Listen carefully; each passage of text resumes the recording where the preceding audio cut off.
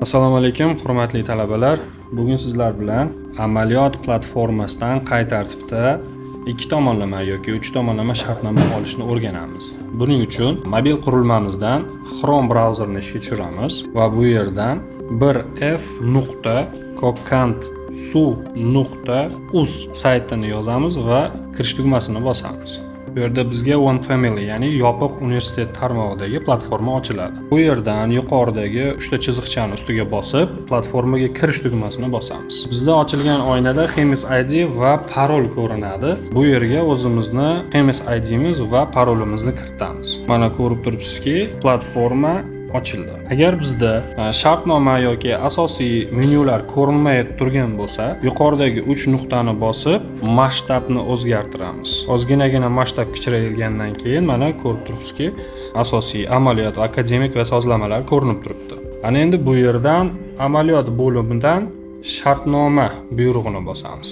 Va bu yerda bizda talaba ikki tomonlama shartnoma hamda uch tomonlama shartnoma olish ko'rsatilgan. Bizga ikki tomonlama shartnoma kerak bo'lsa, ikki tomonlama shartnoma olish tugmasini bosamiz va to'ldirish tugmasini bosamiz. Bu yerdan talaba o'zini yashash manzilini kiritadi, telefon raqamini kiritiladi va amaliyot boshlanish sanasi 2-martdan 13-iyulga qadar qilib belgilaymiz va keyingi qism tugmasini bosamiz.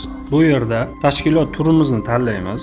Agar siz bog'cha yoki maktabni tanlagan bo'lsangiz, tashkilot turidan bog'cha va maktab bo'limini tanlaysiz. Agar xususiy maktab yoki boshqa tashkilotni tanlagan bo'lsangiz, xususiy tashkilot bo'limini tanlaysizda va pastki holatda muassasa turini tanlaysiz. Agar siz xususiy tashkilotga shartnoma olayotgan bo'lsangiz, boshqa turdagi muassasani tanlaysiz va amaliyot o'tash muassasa nomiga xuddi o'sha muassasani nomini, yuridik nomini kiritasiz. Bu yerga tashkilot emaili kiritiladi. Agar tashkilot emaili bor bo'lsa, to'liq kiritishingiz kerak bo'ladi. Agar yo'q bo'lsa, kiritmaysiz.